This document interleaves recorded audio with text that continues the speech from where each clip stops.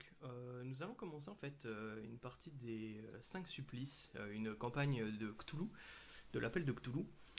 Si vous n'avez pas regardé les anciennes vidéos, elles sont disponibles sur la chaîne et ça va être des aventures préalables en fait de chacun des personnages pour un peu vous faire aux personnages, leurs ambitions, les connaître un petit peu mieux aussi et aussi un petit peu enregistrer leur voix parce que du coup ils vont parler en même temps assez, de- assez nombreuses fois, donc du coup voilà, essayer de reprendre le truc. Donc nous allons commencer cette campagne qui se passe du coup un samedi 29 août.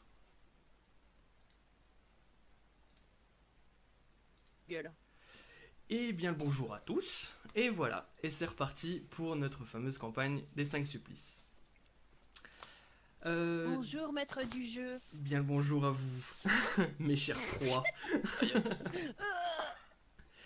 aïe. Donc, pour faire un petit résumé, vous avez chacun vécu une aventure préalable qui a mis en scène un personnage en particulier à chaque fois, pour un peu justement, comme je l'expliquais avant, donner un peu le ton de vos personnages, leurs ambitions, un peu leurs capacités aussi, et surtout le pourquoi du comment ils se retrouvent donc un 29 août en plein cagnard dans cette petite rue de Paris. Vous avez tous reçu un ticket provenant du théâtre pour le théâtre des ombres. Je vous mets ce ticket ici. Voilà. Vous avez reçu ceci. Et vous allez déjà me faire tous un jet de dés pour voir lequel arrive en premier, en second, en troisième et en quatrième. Alors attends, la commande c'était C'était... point Pour d'exclamation. C'est ça. l'exclamation indécent. C'est ça. Ouais.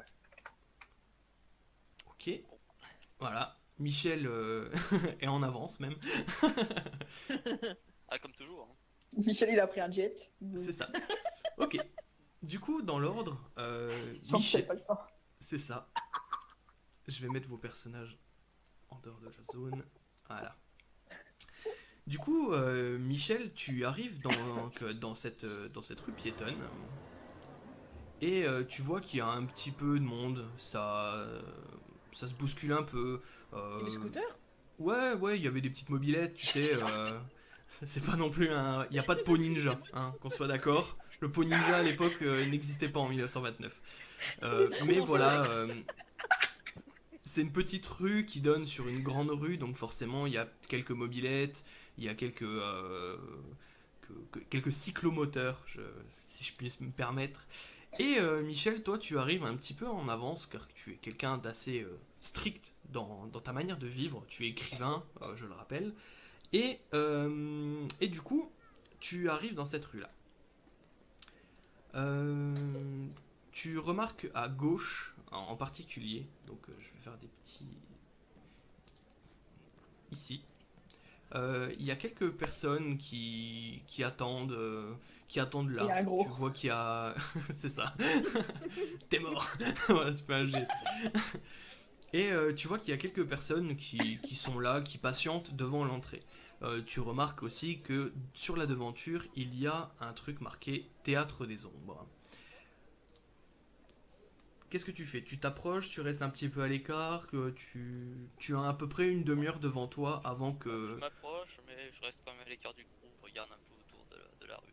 Ok, très bien. Donc je laisse avancer ton perso. Et du coup, en deuxième position, il y a Abel. Abel, tu arrives dans cette rue aussi. Tu vois il commence à y avoir un peu de monde. Enfin, en tout cas, de plus en plus de monde. Tu remarques que sur la droite, c'est surtout des habitations, donc dans le sens de marche. Hein. Donc Mhm. en bas du plan, tu vois que c'est des Oh, ouais. habitations, tu vois que les fenêtres du bas, il y a des espèces de grilles pour éviter que les gens viennent fracasser les fenêtres et ainsi de suite. Parce que c'est une rue assez étroite. Elle n'est pas très sombre, malgré qu'il soit à peu près 20 heures. Et comme je rappelle, on est le 29 août, donc il fait encore jour.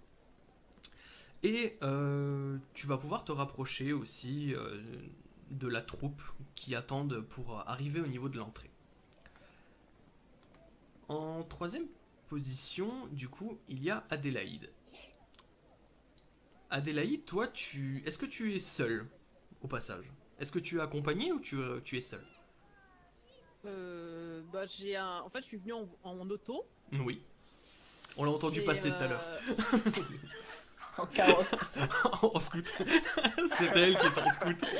Adélaïde en scooter, arrête, j'ai l'image d'avant. Elle faisait des burn-out dans la rue, tu sais. C'est là du 9-3. C'est ça. Non. Non, Donc bref, je suis venue en auto, très bien. en automobile. Et je suis venue, bah, mon chauffeur m'a amené, parce que je ne conduis pas, bien sûr, je suis trop riche tout ça. Exactement. Et j'ai. T'as pas le permis? Elle a pas besoin. Bon, Elle a pas besoin. Elle paye les gens pour qu'elles aient le permis, en fait. Et du coup, non, j'ai juste mon chauffeur en fait. Après, je me déplace tranquille au pilou. Est-ce que tu as donné quoi comme ordre à ton chauffeur? De l'attendre devant ou d'aller d'aller vaquer à d'autres occupations? D'aller garer la voiture dans un endroit sûr. Ok. Parce que je trouve le quartier pas forcément. Oui. Disons qu'il Protégé ou est quoi, pas bah, mal tu vois. famé, mais tu Non, vois je dis qu'il y pas a... qu'il est mal famé, mais il y a du monde, etc. C'est ça. Et il y a énormément d'étrangers aussi dans la rue là. Ah, des étrangers. Voilà. Et à pire, l'époque, pire. voilà, c'était Allez garer ma chariote. c'est ça, c'était le genre de quartier où justement voilà, ils aimaient pas trop La xénophobie ordinaire, quoi. c'est ça, Évidemment. c'est même le racisme ordinaire carrément, tu Les vois, c'est genre caucasiennes, etc.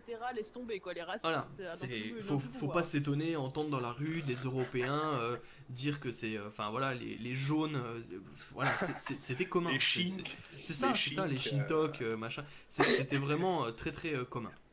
Surtout que chez les racailles, elle est venue en scooter. C'est ça. J'ai pas dit que j'étais venue en scooter, je suis en automobile.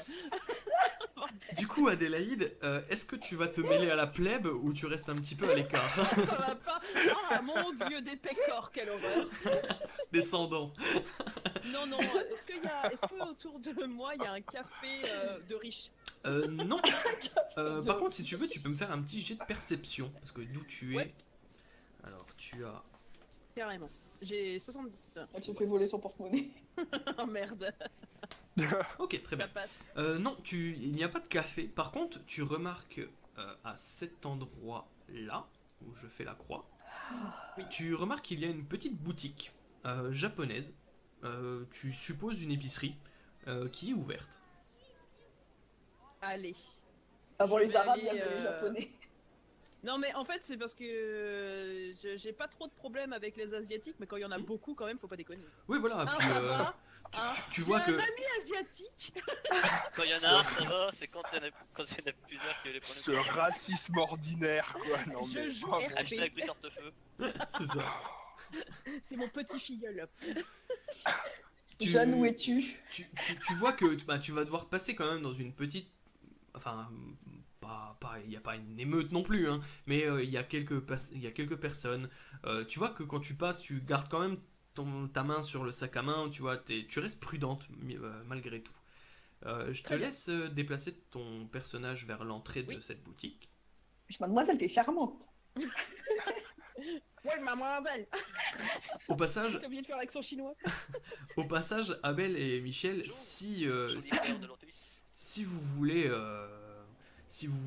donc intervenir ou quoi que ce soit, hésitez surtout pas. Hein. Si vous me voyez passer, bah déjà je suis passé comme une Moi, je fusée, suis tu du sais. regard parce que Je détrousse Adélaïde. Non, Ok.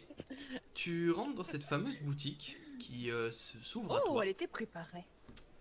Et voilà, tu vois qu'il y a pas mal d'épiceries. Enfin, il y a d'épices, il y a forcément des sacs de riz. Il y a pas mal de choses qu'on trouve pas dans un commerce normal. C'est clair que sur la place du marché, tu trouveras pas ce genre de produits. Tu Ah vois, parfait, je vais en donner à mon cuisinier. de la viande de chien, c'est ça. de la viande de chat. Des chats pendus. Bah, oublie pas de me ramener une préparation pour Okonomiyaki dans ce cas-là. Alors, attends, employé.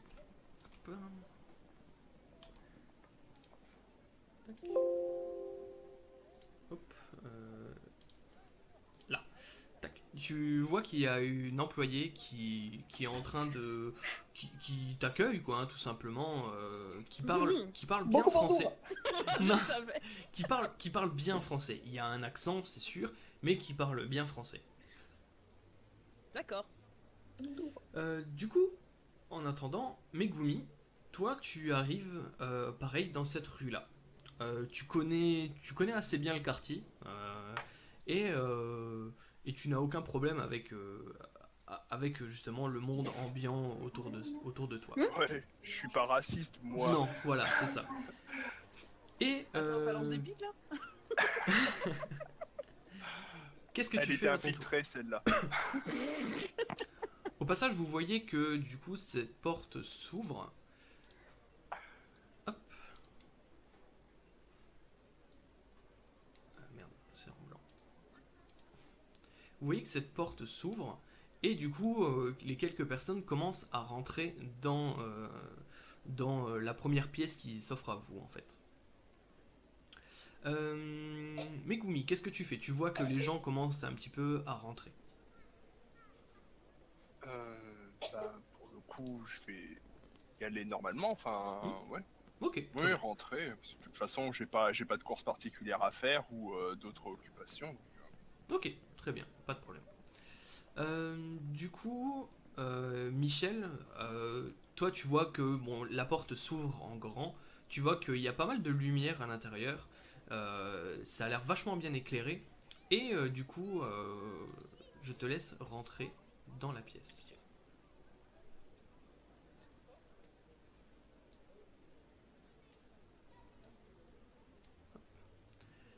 Donc tu arrives dans cette première pièce et tu vois un escalier en face de toi. Il y a il y a un ouvreur que je vais installer. Au passage, tu remarques que quand vous rentrez dans cette pièce, on entend déjà beaucoup moins le bruit de la rue et tout ce qui va avec. En même temps, c'est un théâtre, c'est isolé quand même. Voilà, c'est ça. Hop. Voilà. Tu vois un ouvreur donc asiatique qui accueille les gens et qui les dirige en fait. Donc la partie entre les deux, derrière lui, tu vois qu'il y a des lanternes. Et tu vois qu'il y a un rideau rouge en espèce de satin. Et du coup, il t'accueille et il te montre la direction tout simplement. Il y a 2-3 personnes devant toi. D'accord, bah je lui tends le ticket aussi parce que. Ouais, très bien. Oui, justement, hein, donc Ouais. voilà. Il vérifie les tickets aussi, forcément. Ok, très bien. Sur le ticket, il n'y a pas de nom à proprement parler, donc Ouais. c'est juste sur J'avais l'inauguration. marqué, ouais. Euh, Ah, je rentre alors. ok, très bien. Tu commences à rentrer. Adélaïde, du coup, tu entends à l'intérieur, enfin, tu entends dans la rue que le calme commence à s'installer, donc tu supposes que les gens sont en train de rentrer dans la pièce. D'accord. Est-ce que tu as acheté des choses? Qu'est-ce que tu fais Oui, en j'ai acheté attendant quelques Ouais. épices asiatiques Ok, très bien. pour la maison, tout simplement, histoire d'être poli, d'acheter des choses. Ok, pas de souci, Redésolé. pas de problème. Du coup, je te laisse payer hein, en bons francs de l'époque, et je te laisse te déplacer aussi du côté de l'ouvreur. Ok. Je passe à travers Euh, la porte, hein, parce qu'elle est là, mais c'est pas grave. C'est ça. Je passe à travers les murs. Aucun C'est un respect pour les fantôme, en plans. Ouais, mais aucun respect pour les plans. Je me fais chier pour rien, quoi. Ah, surtout Fallait qu'il y a un respect l'effacer. pour le mobilier. Mais non, mais je suis une X-Men, je l'ai pas dit. Abel, pareil, tu vois en fait que les gens commencent à rentrer dans la première pièce qui est devant toi. Ouais. Je vais. Attends, je me bouge. Je te laisse rentrer. Et du coup, Megumi, tu emboîtes le pas aussi, je suppose? Oui, effectivement. Ok, très bien. Vous arrivez au niveau de l'ouvreur tous et vous rentrez donc comme j'expliquais il y a un espèce de rideau rouge en satin qui est de bonne facture hein, clairement avec une espèce de dragon dessus tu vois qu'il y a des ombres sur le truc vraiment voilà il garde le folklore est vraiment bien présent et du coup vous rentrez donc dans le théâtre.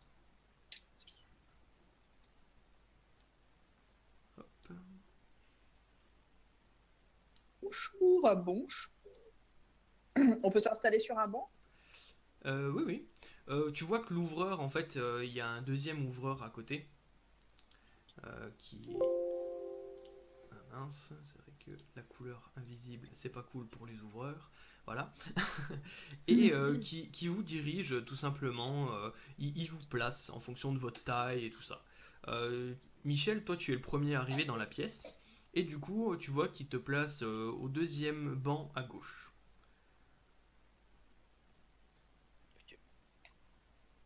Ok. Adélaïde, tu étais la deuxième à rentrer, si je me souviens bien. Oui. Ouais. Du coup, l'ouvreur, pareil, il te place devant, à droite. Je suis grande pourtant. Oui, justement, c'est pour ça qu'il te met à droite pour éviter de gêner les gens qui pourraient regarder ou quoi. Elle va faire chier tout le monde. Ah, c'est quoi cette grande perche là? Voilà. Abel, toi, il te voit arriver et il te met au premier rang à droite. Ah merde. Et Megumi, premier rang à gauche.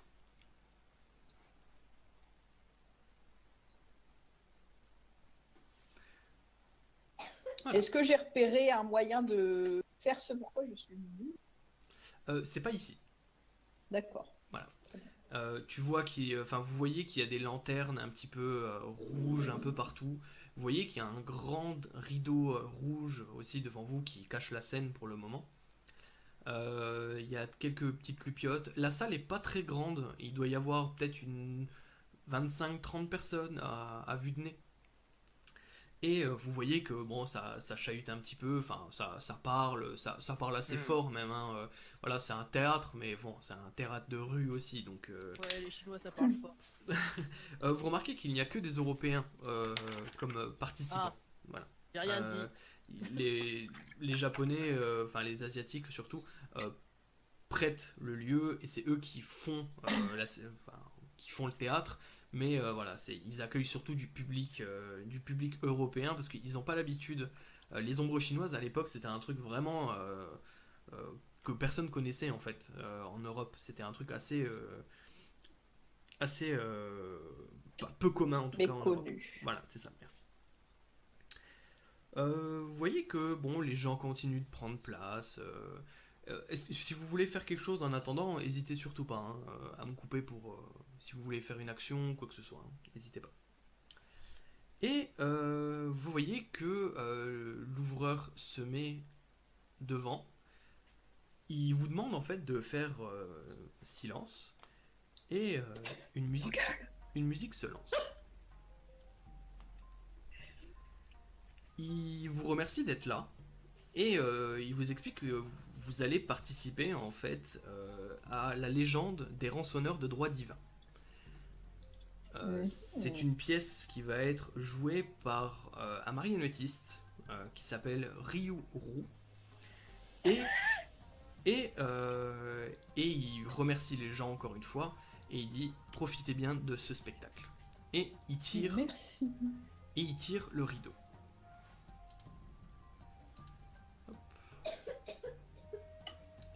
On peut applaudir, faire ouais, ça va être génial. Tu peux. Voilà. Vous remarquez en face de vous un grand drap blanc. Vous voyez que l'ouvreur, au passage, est en train de passer dans les rangs, en train d'éteindre les lanternes pour qu'il y ait le noir le plus complet dans la salle. Vous remarquez que sur les fenêtres que vous voyez autour de vous, les rideaux sont tirés. Il commence à faire de plus en plus noir dans la pièce. Et tout d'un coup, vous entendez une voix.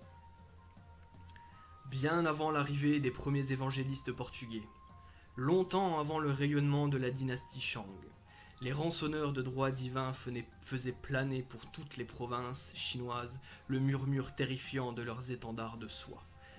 Là, vous voyez sur le drap blanc des espèces de marionnettes qui commencent à apparaître, qui font vraiment un vrai spectacle.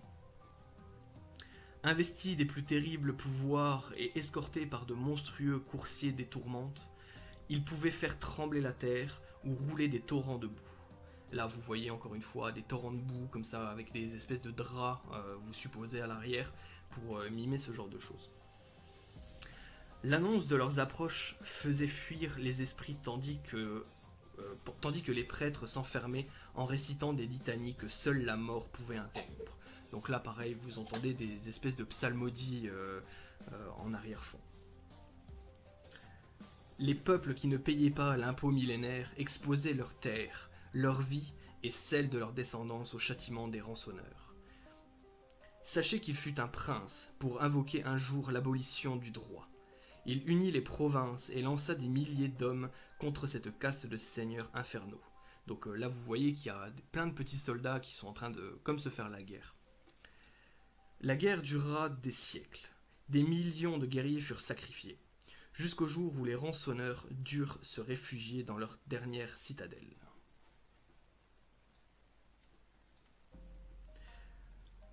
Las de cette guerre, l'un d'eux proposa une trêve aux hommes et ouvrit les portes de la forteresse. Les rançonneurs dénoncèrent dans l'instant ce sacrilège et châtièrent le traître en lui arrachant la peau du dos. Ils le condamnèrent à errer dans les limbes à la recherche du repos de l'âme. Puis, entraînant leurs lames d'acier, ils affrontèrent l'armée des hommes. Le combat dura de longs mois, et les soldats moururent par milliers. Mais l'un après l'autre, les rançonneurs s'écroulaient. Donc vous voyez qu'il y a de moins en moins de... Donc l'esprit d'un rançonneur, faut imaginer une créature en fait avec plusieurs têtes, un genre de dragon avec plusieurs têtes. Grièvement blessé, le dernier d'entre eux enfourcha son coursier et parvint à s'échapper. Il se réfugia dans une cité de basalte, d'où il invoqua les démons. Pour le protéger des guerriers, les démons noyèrent la cité. Tel fut le destin des rançonneurs de droit divin. Cependant, écoutez la mise en garde des anciens. Ne peut jamais mourir celui à qui jamais peut. Et à ce moment-là, vous entendez, vous voyez en fait le drap blanc tomber devant vous. Vous voyez le marionnettiste s'écrouler, comme s'il tombait en avant sur le drap blanc. Vous voyez qu'il tombe assommé. Vous voyez qu'il y a une espèce de moment un petit peu planant comme ça, où justement les gens ils savent pas trop si ça fait partie du truc, voilà, ils comprennent pas trop ce qui se passe. Certaines personnes se lèvent, essaient de regarder un peu avec plus de précision, et vous remarquez que il y a la flamme qui faisait donc la lumière pour faire l'ombre chinoise tombe aussi sur ce fameux drap, qui commence à prendre feu tout doucement.